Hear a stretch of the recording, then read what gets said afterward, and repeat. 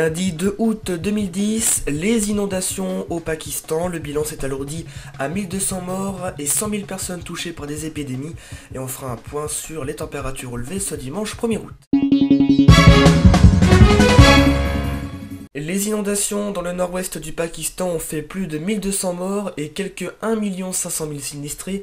Les évacuations sont toujours en cours ce lundi, mais les risques d'épidémie inquiètent les autorités qui ont mis en garde contre la propagation du choléra et de gastro-entérite en raison d'un manque d'eau potable.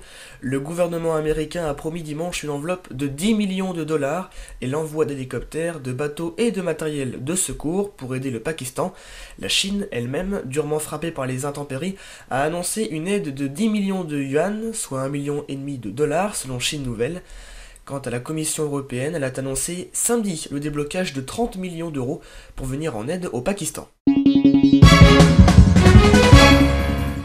Des températures de saison au programme de votre dimanche avec 20 degrés pour Brest, on a eu 21 à Caen, 24 à Nantes, 26 degrés pour la maximale du côté d'Angers. Fin de ce journal, merci à vous de l'avoir suivi. Pendant les 3 premières semaines d'août, il n'y aura plus de journal le mercredi, alors on se retrouve ce samedi 7 août. Pour l'instant, la météo des allergies.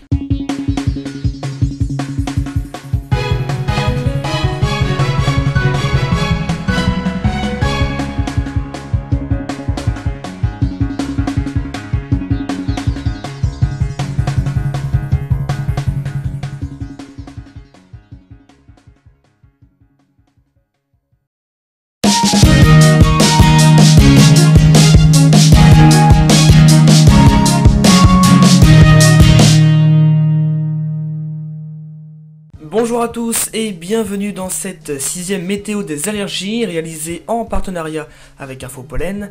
Les risques prévisionnels présentés dans notre rubrique météo des allergies sont issus des relevés, observations et calculs réalisés par le réseau national de surveillance aérobiologique. À la fin de ce bulletin, Sophie Fra nous expliquera quel lien on peut établir entre la pollinisation et le facteur météorologique.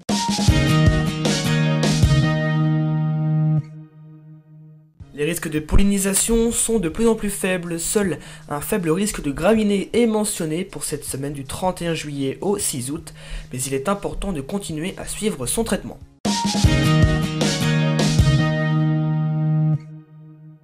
Les Pays de la Loire sont logés à la même enseigne. Pour cette nouvelle semaine, on nous mentionne un risque faible de pollinisation des graminées, c'est-à-dire de niveau 1 sur 3. Chaque semaine sur préviouest.fr, dans notre météo des allergies, Sophie Frein, analyste pollinique au centre hospitalier de Dinan, nous parlera des risques polliniques en nous révélant ses conseils pour lutter efficacement contre toute forme d'allergie. Alors Sophie, bonjour. Bonjour. Alors pour ce 6e bulletin, nous allons parler météo et allergie. Alors pouvez-vous nous dire quel lien on peut établir entre la pollinisation et le facteur météorologique, Sophie ?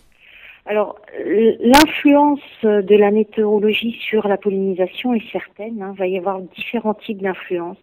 Par exemple, quand il y a du vent et du soleil, on sait que la pollinisation va augmenter parce que le vent va permettre tout simplement que les pollens s'envolent et le soleil permet la floraison. Ensuite, inversement, quand il va y avoir des pluies, on va avoir une moins grande quantité de pollen dans l'air, mais il faut quand même se méfier parce que on va avoir plus d'allergies de proximité parce que les pollens qui sont pas dans l'air sont rabattus avec les pluies au sol et éclatent au sol. Donc, ce qui fait qu'on va avoir des allergies de proximité, c'est-à-dire que quand on est allergique à un pollen, il faut se méfier quand il pleut de l'endroit où cela pollinise. Et puis inversement, on le voit cet été par exemple, quand on a beaucoup de soleil, pas d'eau, il y a moins de floraison, donc il y a moins de quantité de pollen dans l'air. Merci à vous Sophie pour ces précisions, on vous retrouve la semaine prochaine pour un nouveau thème. Samedi prochain, nous traiterons avec vous du rapport entre la pollinisation et cette fois-ci la pollution de l'air. Découvrez le service automatique de diffusion de notre partenaire Infopollen et personnalisez votre propre bulletin allergopollinique. Vous recevez chaque vendredi sur votre email, téléphone ou fax les risques de prévision qualifiés pour les allergènes auxquels vous êtes sensible concernant la région de votre choix. Rendez-vous dès à présent sur www.infopollen.com dont l'adresse s'affiche en bas de votre écran. Cette météo des allergies touche à sa fin, merci à vous de l'avoir suivi.